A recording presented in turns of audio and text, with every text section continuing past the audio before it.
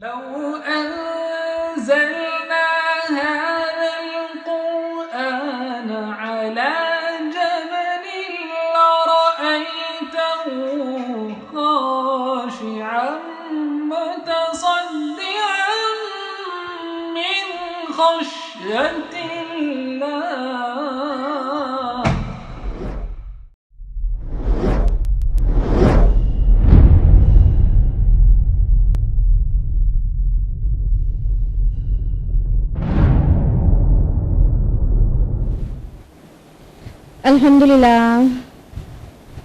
الحمدللہ وحدہ والصلاة والسلام علی من لا نبی بعدہ واعوذ باللہ من الشیطان الرجیم بسم اللہ الرحمن الرحیم حامیم والکتاب المبین انا انزلناہ فی لیلۃ مبارکہ انا کنا منذرین بسم اللہ الرحمن الرحیم رب اشرح لی صدری ویسر لی امری واحلل عقدۃ من لسانی یفقہوا قولی.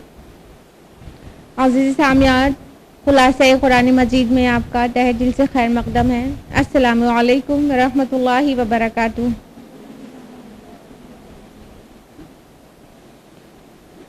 جیسا کہ اللہ کے فضل و کرم سے ہم لوگ 24 پارے مکمل کر چکے تھے اور آج 25واں پارہ جانیں گے.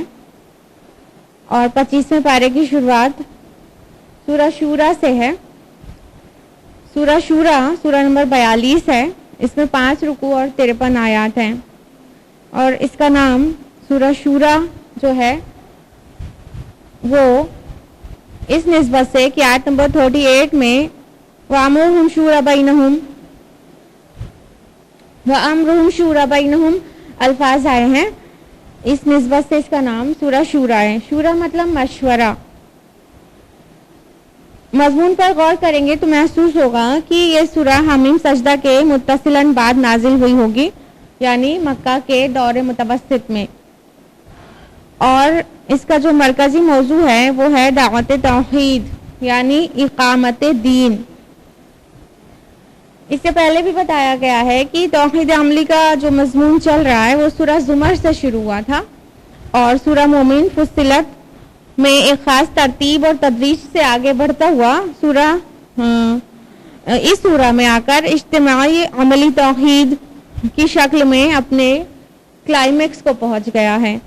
یعنی پچھلی سورہ فصلت میں ہم لوگوں نے جانا کہ دعوت توحید ہے اور ابھی اقامت دین کی شکل میں یہ موضوع آ چکا ہے توحید. اس موضوع کے بارے میں سمجھنے کا ایک اہم نقطہ یہ ہے کہ جب تک انسانی اجتماعیت میں موجود تمام نظام اللہ کی حاکمیت کے تابع نہ ہو جائیں تب تک اجتماعی سطح پر توحید قائم نہیں ہو سکتی. اگر کسی معاشرے میں انفرادی طور پر لوگ توحید پرست ہیں اور ماشاءاللہ صوم و صلات کے پابند بھی ہیں، لیکن اگر معاشرے میں اجتماعی نظام جو ہے اس پر باطل کا غلبہ ہے تو اس معاشرے کو اسلامی معاشرہ نہیں کہا جا سکتا ہے. لوگوں کی انفرادی توحید تبھی قبول ہوگی جب وہ اپنا تن من دھن اس باطل نظام کو اکھاڑ کر حق کا نظام قائم کرنے میں لگا دیں. یعنی معاشرے میں اجتماعی سطح پر توحید کو قائم کرنے کے لیے اپنا پوری جان لگا دیں تاکہ یہ بات واضح ہو جائے کہ دل کے اندر ایمان پیوست ہو چکا ہے. اور توحید کو قائم کرنے کے لیے اس سورہ میں اقامت دین کی اصطلاح آئی ہے جو پورے قرآن میں اسی سورہ میں آئی ہے آیت نمبر 13 میں. اس لیے یہ سورہ جو ہے سورہ شورا یہ قرآن مجید کی کلائمیکس ہے اس موضوع پر کہ اقامت دین کے بارے میں اس میں الفاظ آئے ہیں باقاعدہ. اس مختصر سی تمہید کے بعد سورہ کا خلاصہ جانتے ہیں. رکوع نمبر 1 آیت نمبر 1 سے 9 پر مشتمل ہے اور آیت نمبر 1 سے 3 میں ہے حامیم عین سین قاف. قرآن مجید میں 2 سورتیں صرف ایسی ہیں جو 5 حروف مقطعات پر مشتمل ہیں. یہاں پر بھی 5 حروف مقطعات ہیں، لیکن یہ سورہ اس پوائنٹ آف ویو سے بالکل منفرد ہے، یونیک ہے کہ اس میں 2 آیات پر حروف مقطعات ہیں. ایک آیت پہ حامیم اور دوسری آیت پر ہے عین سین قاف. آیت نمبر 3 ہے اسی طرح وحی کرتا ہے آپ کی طرف اسی طرح وحی کرتا ہے آپ کی طرف اور ان کی طرف بھی کرتا رہا ہے جو آپ سے پہلے تھے، وہ اللہ جو بہت زبردست بہت حکمت والا ہے۔ آیت نمبر 4 میں ہے، اسی کا ہے جو کچھ آسمانوں میں ہے اور جو کچھ زمین میں ہے، اور وہ بہت بلند و بالا اور بہت عظمت والا ہے۔ آیت نمبر 5 میں ہے، قریب ہے کہ آسمان اپنے اوپر پھٹ پڑے اور فرشتے تسبیح کرتے ہیں اپنے رب کی حمد کے ساتھ، اور زمین میں جو اہل ایمان ہیں ان کے لیے استغفار کرتے ہیں۔ یہ آسمان پھٹ پڑے قریب ہے، ایسا یہ اس لیے کہا گیا ہے کیونکہ آسمان جو ہے فرشتوں سے کھچا کھچ بھرا ہے۔ اللہ کے رسول کی ایک حدیث ہے کہ کوئی ایک بالشت کی بھی جگہ نہیں ہے آسمان میں جو فرشتوں سے خالی ہو اور جہاں فرشتے اللہ کی حمد و تسبیح نہ کر رہے ہوں۔ تو اتنے بڑے فرشتوں کے اجتماع کی وجہ سے یہ کہا گیا کہ قریب ہے کہ آسمان پھٹ پڑے۔ آیت نمبر 9 میں ہے، کیا انہوں نے اللہ کے سوا کوئی اور حمایتی بنائے ہیں؟ سو حمایتی تو صرف اللہ ہی ہے، اور وہی ہے جو زندہ کرے گا مردوں کو، اور وہ ہر چیز پر قادر ہے۔ رکو نمبر 2 جو کہ آیات 10 سے 19 پر مشتمل ہے، آیت نمبر 10 میں ہے، اور جس بات میں تم اختلاف کرو تو اس کا فیصلہ اللہ ہی کی طرف ہے۔ اب دیکھیں یہاں سے مضمون خاص جو ہے اقامت دین اس کی تمہید شروع ہو گئی۔ سب سے پہلا نقطہ کیا بتایا گیا کہ کائنات کا حاکم صرف اللہ ہے، جو تم اختلاف کرو گے اس کا فیصلہ اللہ تعالیٰ کی طرف ہے، یعنی اس فیصلوں کا جو ذمہ دار ہے وہ صرف اور صرف اللہ ہے، حاکمیت اسی کے لیے ہے، اور اسی حقیقت کی تعمیل کو اقامت دین کہتے ہیں، یعنی حاکمیت اللہ کی لاگو کر دی جائے، یہی اقامت دین ہے زمین پر بھی۔ آیت نمبر 13 جو ہے اسی آیت میں اقامت دین اصطلاح آئی ہے، سنیے، اے مسلمانوں، اللہ نے تمہارے لیے دین میں وہی کچھ مقرر کیا ہے جس کی وصیت اس نے نوح کو کی تھی، اور جس کی وحی اے محمد ہم نے آپ کی طرف کی ہے، اور جس کی وصیت ہم نے کی تھی ابراہیم کو، موسیٰ کو اور عیسیٰ کو علیہ السلام کہ قائم کرو دین کو، ان اقیم الدین، کہ قائم کرو دین کو، یعنی جتنا پولیٹیکل سوشل اکنامک سسٹم ہے وہ سب پر اللہ کی حکومت ہو جائے زمین پر۔ اس سے پتہ چلتا ہے اس آیت سے کہ سارے کے سارے نبیوں کو سارے نبیوں کا دین ایک ہی تھا، اور سارے ہی پیغمبروں کو اقامت دین کا فریضہ سونپا گیا تھا۔ اسی آیت میں آگے ہے، وہ اپنی طرف سے ہدایت دیتا ہے جو رجوع کرنے والا ہو۔ تو ایسے شخص کو اللہ تعالیٰ ہدایت دیتا ہے جس کا دل خود رجوع کرنا چاہتا ہو تو اس کو اللہ تعالیٰ بھی ہدایت دے دیتا ہے، اور جو دنیا پرست بنا رہتا ہے پھر اس کو اللہ تعالیٰ ٹھوس کے ہدایت نہیں دیتا۔ آیت نمبر 14 میں ہے، اور جو لوگ کتاب کے وارث بنائے گئے ان کے بعد وہ اس کے متعلق خلجہ نامے شک میں مبتلا ہیں۔ یہ شک آج بھی سوسائٹی میں نظر آ رہا ہے کہ کتاب پر، اللہ کی کتاب پر شک کیا جاتا ہے، مطلب وہی ہماری زندگی کے لیے رہنما ہے اور ہمارے زندگی کو سنوارنے والی ہے، اور اسی کے اصول سب سے اعلیٰ اور سب سے عرفہ ہیں۔ یہ بات پہ جیسے مسلمانوں کو شک ہے، اور اس کی ایک وجہ ہے وہ یہ کہ سوسائٹی میں جو عالم بے عمل ہیں، جو بہت علم والے ہیں پھر بھی عمل نہیں کرتے، اس کی وجہ سے ان کی لائف میں کوئی چینجز نہیں آتے، کوئی امپروومنٹ نہیں نظر آتا لوگوں کو، وہ بھی بدی کی طرف مڑتے ہیں، تو ان کو دیکھ کے لوگوں کو شک ہوتا ہے کہ جب کتاب نے ان کو چینج نہیں کیا تو ہمیں کیا چینج کرے گی۔ آیت نمبر 15 میں ہے، تو اے نبی صلی اللہ علیہ وسلم آپ اسی کی دعوت دیتے رہیے اور جمے رہیے جیسا کہ آپ کو حکم دیا گیا ہے،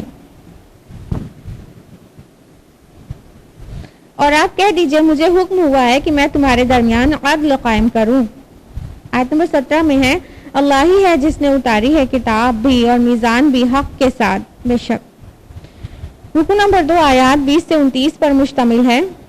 آیت نمبر 20 ہے، جو شخص آخرت کی کھیتی کا طالب ہوتا ہے تو ہم اس کے لیے اس کی کھیتی میں اضافہ کر دیتے ہیں، اور جو کوئی دنیا کی کھیتی کا طالب بن جاتا ہے تو ہم اس کو اس میں سے کچھ دے دیتے ہیں، اور آخرت میں اس کا کوئی حصہ نہیں۔ یعنی دنیا تو انسان کو ملتی ہی ہے، چاہے اس کو طلب کرے یا نہ کرے، اپنا حصہ برت کے جاتا ہے۔ جو آخرت کا طالب ہوتا ہے اس کو آخرت ضرور ملتی ہے، اور جو خالی دنیا کا طالب ہوتا ہے اس کا آخرت میں کوئی حصہ نہیں ہے۔ آیت نمبر 23 میں ہے، اے نبی صلی اللہ علیہ وسلم آپ کہہ دیجئے کہ میں تم سے کوئی اجر نہیں مانگتا سوائے قرابت داری کے لحاظ کے، یعنی رسول اللہ صلی اللہ علیہ وسلم جب اہل مکہ کو اہل قریش کو دعوت دے رہے تھے تو آپ کو امید تھی کہ رشتہ داری کے فطری تقاضوں کا لحاظ کریں گے، مگر انہوں نے وہ بھی نہ کیا۔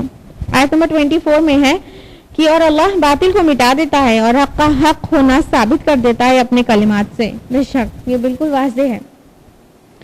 آیت نمبر 25 سے 29 میں تفہیم اور تذکیر کے ذریعے حق کی طرف دعوت دی گئی ہے، اور رکو نمبر 3 آیات 30 سے 43 پر مشتمل ہے۔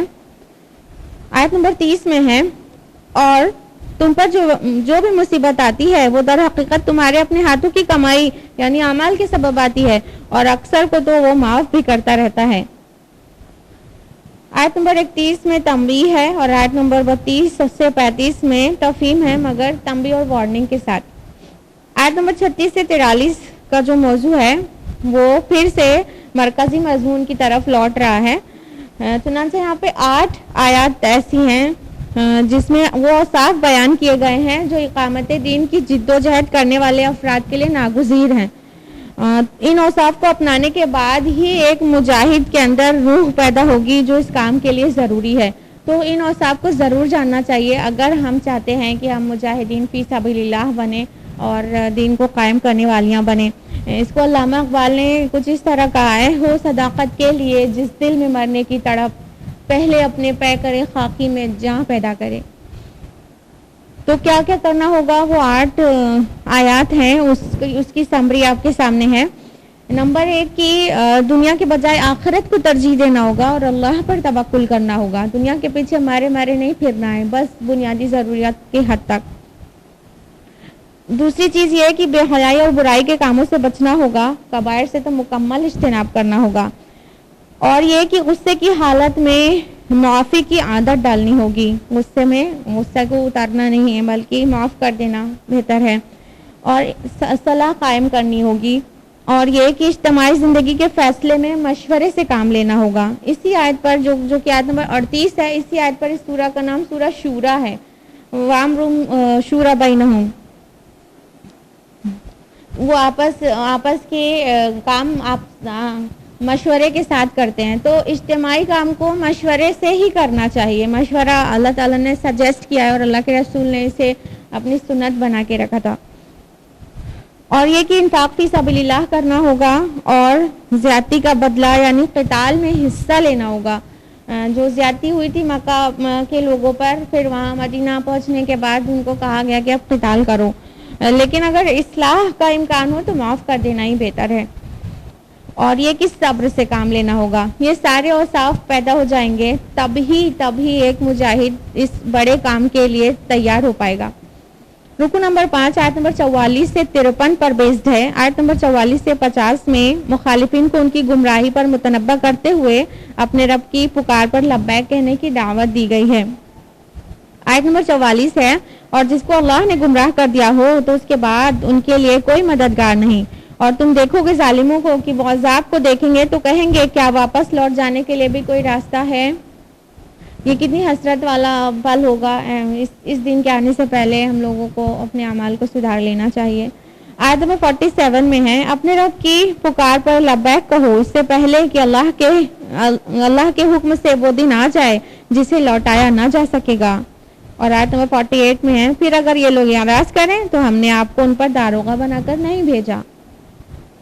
آیت نمبر 49-50 میں ہے: آسمانوں اور زمین کی بادشاہی اللہ ہی کی ہے۔ غور کریے گا، اس میں بادشاہی حاکمیت بار بار آئے گا اس سورہ میں، کیونکہ یہاں پر اقامت دین کی بات ہے، اور وہ جب تک حاکمیت اللہ کی نہ ہو جائے تب تک دین قائم کہاں سے ہو سکتا ہے۔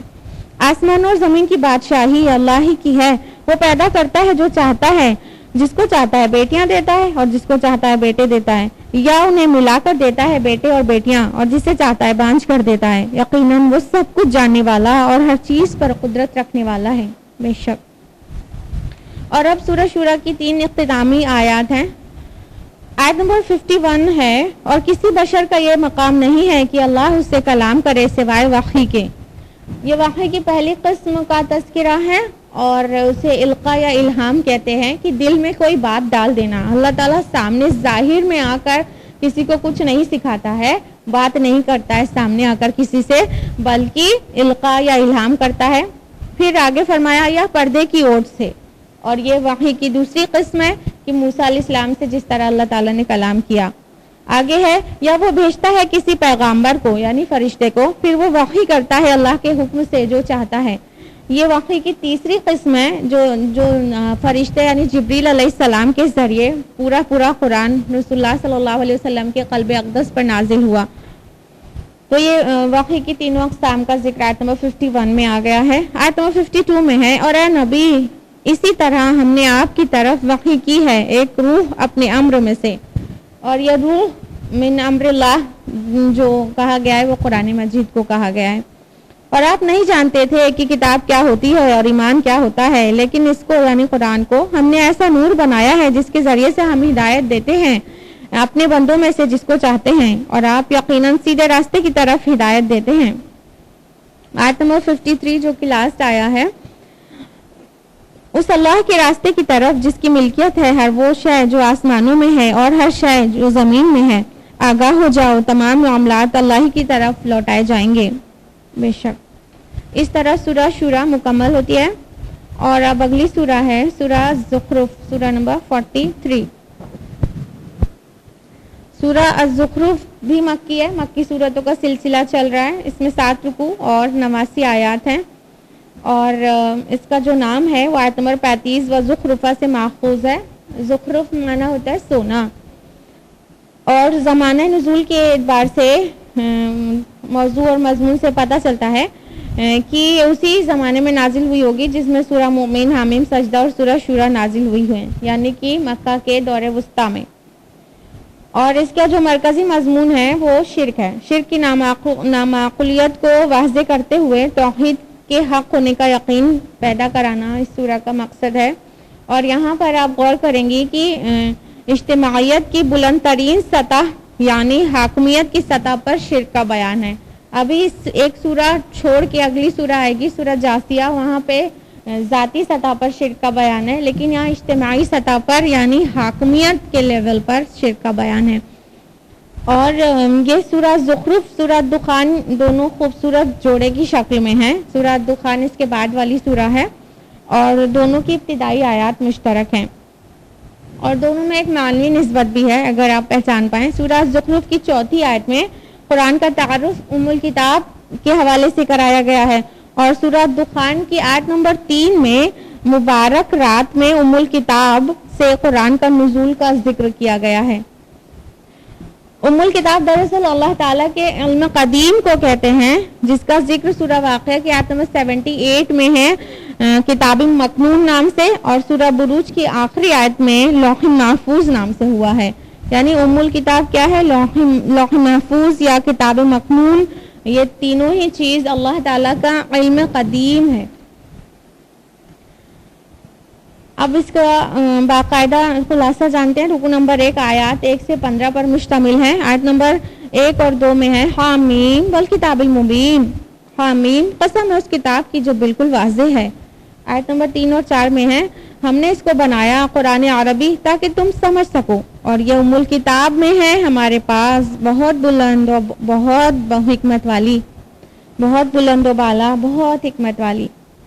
یعنی اصل کتاب جو ہے وہ تو ام الکتاب میں, قرآن مجید تو ایکچولی ام الکتاب میں ہے, لیکن جو ہمارے ہاتھ میں ہے وہ دنیا کو دیا گیا عربی زبان کا اس کی نقل ہے. آیت نمبر 6 سے 8 میں ہے کہ جتنے بھی نبی آئے ان کا مذاق اڑایا گیا, پھر اللہ تعالیٰ نے انہیں ہلاک کر دیا مذاق اڑانے والوں کو. آیت نمبر 9 سے 11 میں ہے کہ آسمانوں میں اور زمین میں اور بارش کے برسنے میں اللہ تعالیٰ کی بہت ساری نشانیاں ہیں کہ انسان توحید کو پہچان سکے اور آخرت پہ ایمان لا سکے. آیت نمبر 13 اور 14 میں سواری پر بیٹھنے کی دعا ہے, آپ سبھی کو یاد ہوگی. سبحان الذی سخر لنا ھذا وما كنا له مقرنین وَإِنَّا إِلَىٰ رَبِّنَا لَمُنقَلِبُونَ, کہ پاک ہے وہ اللہ جس نے اس کو ہمارے بس میں کر دیا اور ہم اس کو اپنے بس میں کرنے کی قدرت نہ رکھتے تھے, اور یقیناً ہم اپنے رب کی طرف لوٹائے جانے والے ہیں. تو جب سواری پر رسول اللہ صلی اللہ علیہ وسلم پیر رکھتے تو یہی دعا پڑھتے تھے, اور یہ زخرف کی آیت نمبر 13-14 ہے. رکو نمبر 2 جو کہ آیات 16 سے 25 پر مشتمل ہے. آیت نمبر 16 سے 19 میں مشرکین کے اس غلط خیال کی تردید ہے کہ اللہ تعالیٰ نے فرشتوں کو بیٹیاں بنایا ہے، حالانکہ ان کو بیٹیوں کی خبر ملتی ہے تو رنجیدہ ہو جاتا ہے اور غم کا گھوٹ پی کے رہ جاتا ہے۔ آیت نمبر 20 سے 25 میں یہ ہے کہ ان کے پاس اس بات کی کوئی دلیل نہیں ہے کہ وہ جو کہتے ہیں فرشتے اللہ کی بیٹیاں ہیں، کوئی بھی دلیل نہیں ہے سوائے اس کے کہ وہ اپنے آباء و اجداد کی اندھی تقلید کرتے ہیں اور جس کا نتیجہ عذاب کی شکل میں برآمد ہوتا ہے۔ رکو نمبر 3 آیات 26 سے 35 پر مشتمل ہے۔ آیت نمبر 26 سے 28 میں ہے کہ ابراہیم علیہ السلام شرک سے خود بھی بیزار تھے اور اپنی اولاد کو بھی انہوں نے یہی سکھایا تاکہ وہ اللہ کی جناب میں رجوع کیے رہیں۔ آیت نمبر 30 اور 31 میں ہے، اور جب حق آ گیا ان کے پاس تو انہوں نے کہا یہ تو جادو ہے اور ہم اس کا انکار کرتے ہیں، اور کہنے لگے کیوں نہیں اتارا گیا یہ قرآن ان دو بستیوں میں سے کسی عظیم شخص پر۔ دو بستی مکہ اور طائف کو کہا گیا ہے۔ نزول قرآن کے زمان میں دونوں کو جڑواں شہر سمجھا جاتا تھا۔ آیت نمبر 32 میں ہے کہ آپ کے رب کی رحمت کو یہ لوگ تقسیم کریں گے، یہ لوگ، اور ان میں سے بعض کو ہم بعض پر درجات میں فوقیت دیتے ہیں تاکہ بعض لوگ دوسرے کے خدمتگار بن سکیں۔ آپ کو اب اس بات کا جواب مل گیا ہوگا کوئی امیر کیوں ہے، کوئی غریب کیوں ہے، کسی کے پاس اتنی کم دولت، کسی کے پاس اتنی زیادہ دولت کیوں ہے، تاکہ لوگ ایک دوسرے کے کام آ سکیں، تاکہ ایک دوسرے کی خدمت کر سکیں۔ نہیں تو سب امیر زیادہ ہو جائیں گے تو گاڑا مٹی کون کرے گا، پھر مزدوری کون کرے گا اور صفائی کون کرے گا۔ آیت نمبر 33 سے 35 میں ہے، اور اگر یہ بات نہ ہوتی کہ تمام لوگ ایک ہی طریقے پر ہو جائیں گے تو جو لوگ رحمان کا کفر کرتے ہیں ہم ان کے لیے بنا دیتے ان کے گھروں کی چھتیں چاندی کی اور سیڑھیاں بھی جن پر وہ چڑھتے، اور ان کے گھروں کے دروازے اور وہ تخت بھی چاندی کے ہوتے جن پر وہ تکیہ لگا کر بیٹھتے، اور سونے کے بھی بنا دیتے۔ اسی آیت پر اس سورہ کا نام پڑا ہے سورہ الزخرف، کیونکہ سونا اس کا مطلب ہے، اور یہ سب کچھ تو بس دنیا کی زندگی کا سامان ہے اور آخرت کی کامیابی آپ کے رب کے نزدیک صرف اہل تقوی کے لیے ہے۔ یعنی اللہ تعالیٰ کہہ رہے ہیں کہ وہ اللہ تعالیٰ سب چیز ظاہر تو نہیں کر دیتے ہیں، چھپا کر ٹیسٹ میں رکھا ہے سب کو۔ اگر غیب کو ظاہر کر دیں تو سب ایک ہی امت ہو جاتے، سبھی ایمان لے آتے، تو یہ بات تو پلان میں نہیں تھا۔ اور اگر ایسا ہوتا تو اس کے بعد جو اللہ کا کفر کرتے ہیں وہ اگر مال اور اسباب چاہتے ہیں تو ان کے گھر، ان کی سیڑھیاں، ان کے پورے آرام گاہ، وہ سب کو اللہ تعالیٰ سونے چاندی کا کر دیتا، اور دولت میں کھیلنا چاہتے ہیں تو کھیل نہیں دیتا اللہ تعالیٰ۔ لیکن آخرت میں جو ہے وہ اہل تقویٰ کو ہی ملے گا، متقی لوگوں کو، پرہیزگار لوگوں کو۔ رکو نمبر 4 جو کہ آیات 36 سے 45 پر مشتمل ہے۔ آیت نمبر 36 اور 37 بہت اہم آیت ہے۔ اور جو کوئی منہ پھیر لے رحمان کے ذکر سے تو ہم اس پر ایک شیطان مسلط کر دیتے ہیں اور وہ اس کا ساتھی بنا رہتا ہے، اور وہ شیاطین ان کو روکتے رہتے ہیں سیدھے راستے سے، اور وہ سمجھتے ہیں کہ ہم بہت ہدایت یافتہ ہیں۔ یہ ہوتا ہے جب کوئی بھی انسان اللہ تعالیٰ کے ذکر سے غافل ہو جاتا ہے تو اللہ تعالیٰ اس پر ایک شیطان بٹھا دیتا ہے، اور وہ شیطان اس کو راستے سے بھٹکاتا رہتا ہے اور اس کی ترقی اور کامیابی کو دلیل بتاتا رہتا ہے کہ تم حق پر ہو۔ اس طرح وہ بھی سوچتا ہے کہ اللہ مجھ سے راضی ہے تبھی تو اتنی کامیابی دے رہا ہے۔ اس طرح وہ دولت سمیٹنے میں لگا رہتا ہے اور وہ کب کا بھٹک چکا ہوتا ہے۔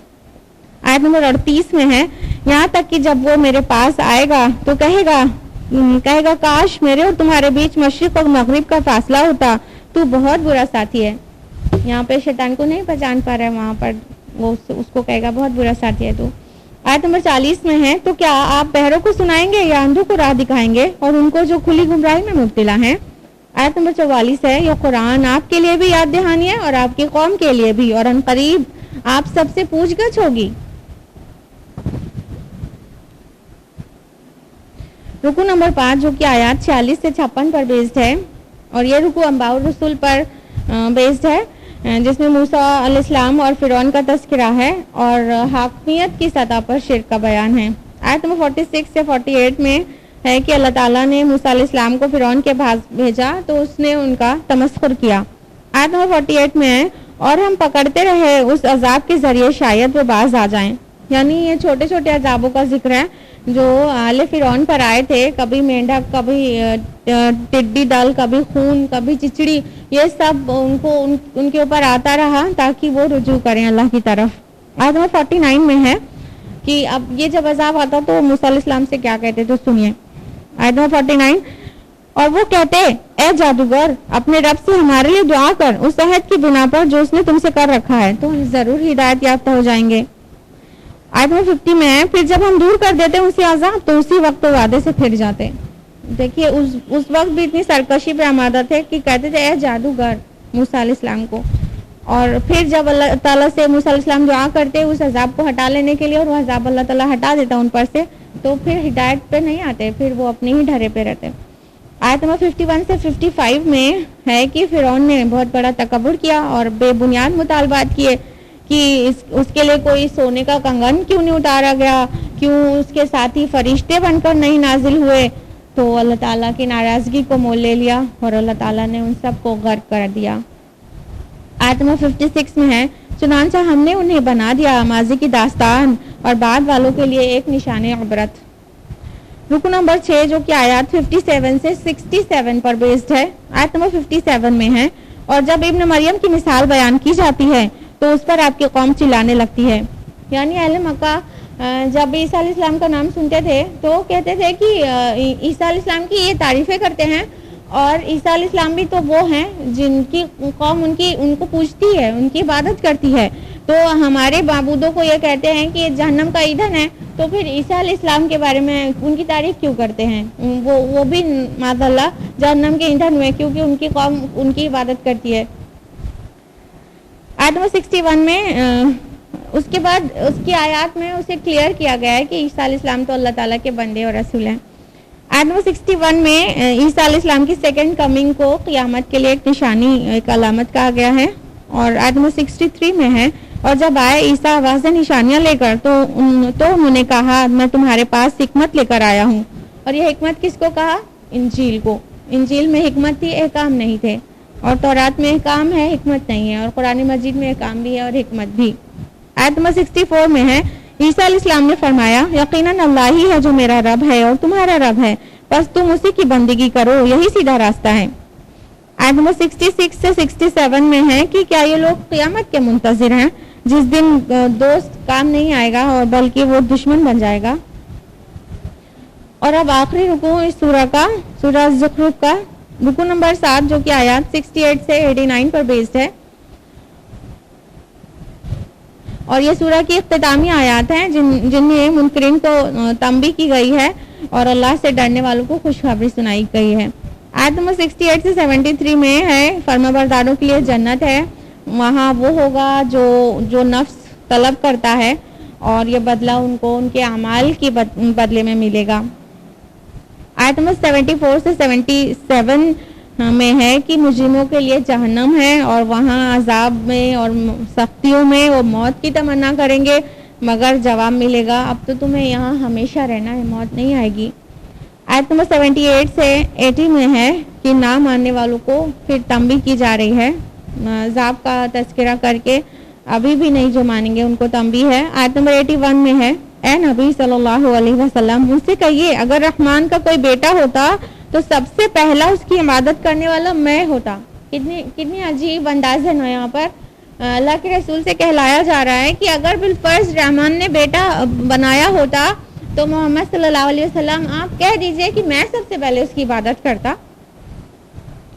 آیت نمبر 85 میں ہے کہ اور بہت بابرکت ہے وہ ذات جس کے اختیار میں بادشاہی ہے آسمانوں کی اور زمین کی اور ان دونوں کے درمیان کی ساری چیزوں کی. آیت نمبر 89 میں ہے تو آپ ان سے درگزر کیجئے اور کہیے سلام ہے تو بہت جلدی یہ لوگ جان جائیں گے. اس کے ساتھ ہی سورہ زخرف بھی مکمل ہوتی ہے اور اس سورہ میں فرعون نے اپنے کو حاکم اور اپنے کو زمین مصر کا حاکم بتایا. مطلب وہ خدائی دعویٰ اس انداز میں اس نے کیا کہ حکومت اس کی چلے گی مصر میں.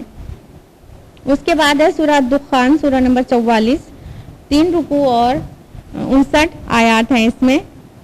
اس کا نام دخان جو پڑا ہے وہ لفظ آیا ہے آیت نمبر 10 میں یوم تاتی السماء بدخان. دخان مینس ہوتا ہے دھواں. اس کے مضامین سے اندازہ ہوتا ہے کہ یہ سورہ زخرف کے بعد نازل ہوئی ہوگی, یعنی یہ بھی مکہ کے دور متوسط میں نازل ہوئی ہے. اور اس کا جو موضوع ہے وہ کفار مکہ کو فہمائش اور تنبیہ ہے. رکو نمبر 1 آیات 1 سے 29 پر مشتمل ہے. آیت نمبر 1 سے 3 میں حامیم والکتاب المبین انا انزلناہ فی لیلۃ مبارکہ انا کنا منذرین. حامیم قسم ہے واضح کتاب کی، بے شک ہم نے اسے ایک مبارک رات میں نازل کیا ہے، یقیناً ہم خبردار کر دینے والے ہیں. اور یہ مبارک رات کون سی ہے؟ انا انزلناہ فی لیلۃ القدر جب کہہ دیا گیا ہم نے اسے قدر کی رات میں نازل کیا ہے تو یہ واضح ہو جاتا ہے کہ مبارک رات قدر کی رات کو کہا گیا ہے. آیت نمبر 4 اور 5 میں ہے اس رات میں تمام پر حکمت امور کے فیصلے صادر کیے جاتے ہیں، طے شدہ احکام ہماری طرف سے، یقیناً ہم ہیں رسولوں کو بھیجنے والے.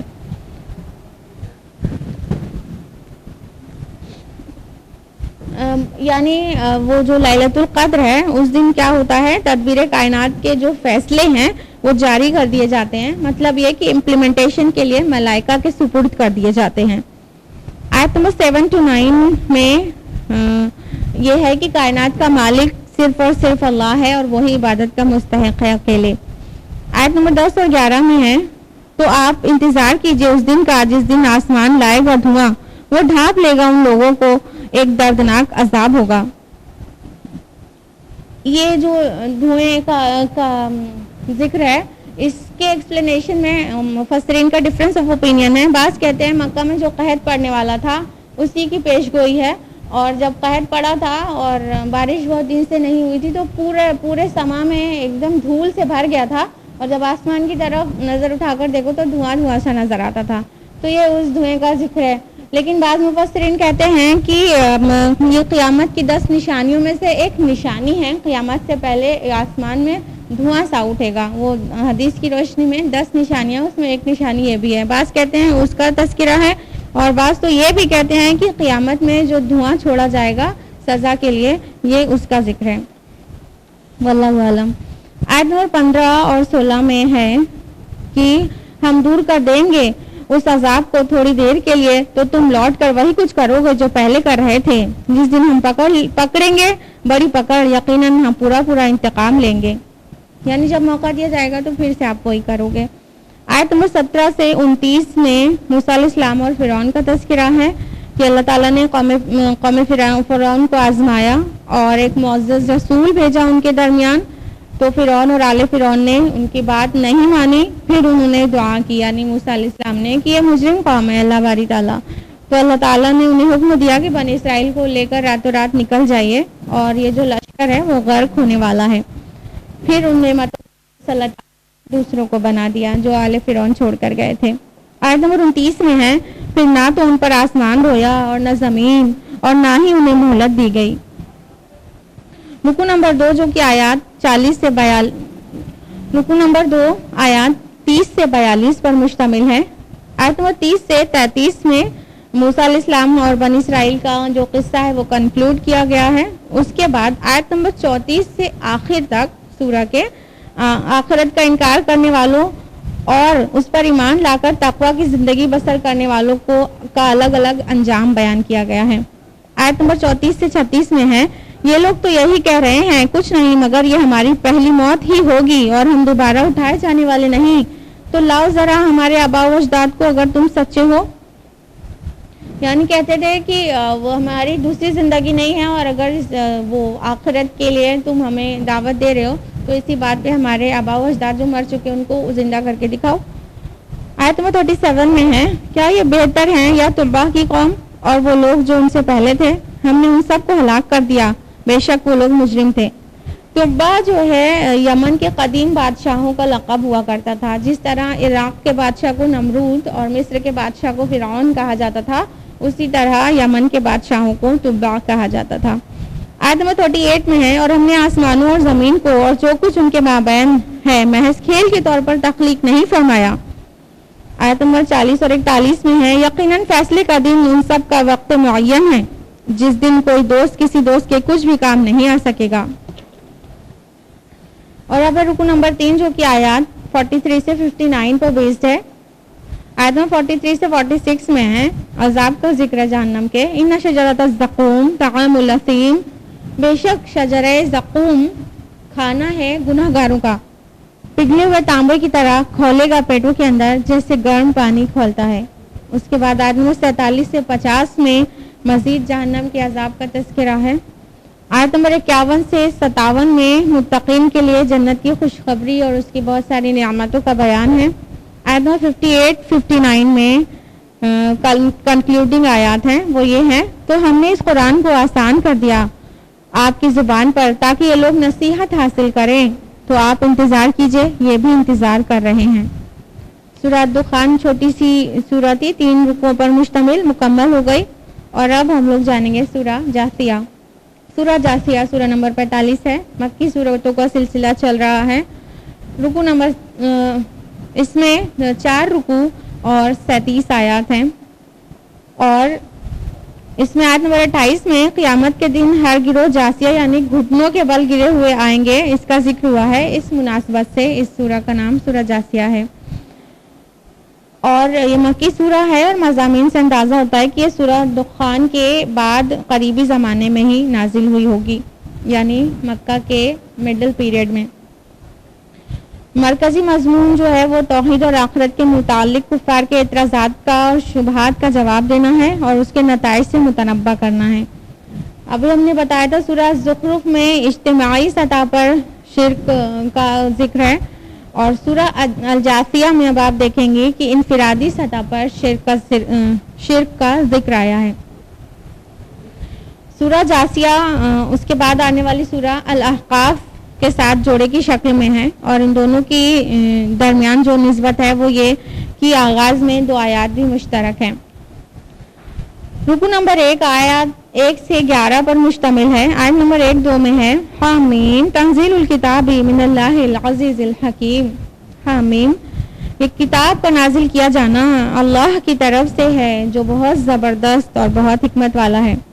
آیت نمبر 3 سے 5 میں ہے کہ اللہ تعالیٰ کی بہت ساری نشانیوں کا ذکر ہے، جیسے کہ آسمان، زمین، رات دن کا پھیر بدل، اور زمین کا موت کے بعد زندہ ہو جانا، اور ہوا اور اس کے چلنے میں بہت ساری نشانیوں کا تذکرہ ہے. آیت نمبر 6 میں ہے: تو اب اللہ کی اور اس کی آیات کے بعد اور کون سی بات ہے جس پر یہ لوگ ایمان لائیں گے. آیت نمبر 7 سے 11 میں ہے کہ ضد پر اڑ جانے والے اور تکبر کرنے والے عذاب جہنم سے 2 ہونے والے ہیں. رکوع نمبر 2 آیات 12 سے 21 پر مشتمل ہے. آیت نمبر 12-13 میں اللہ کی نشانیوں اور نعمتوں کے ذریعے فہمائش کی گئی ہے، اور آیت نمبر 14 میں ہے: اے نبی صلی اللہ علیہ وسلم، آپ اہل ایمان سے کہہ دیجئے کہ ذرا درگزر سے کام لیں ان لوگوں سے جو اللہ کے دنوں کی توقع نہیں رکھتے، یعنی عذاب کا خوف نہیں رکھتے.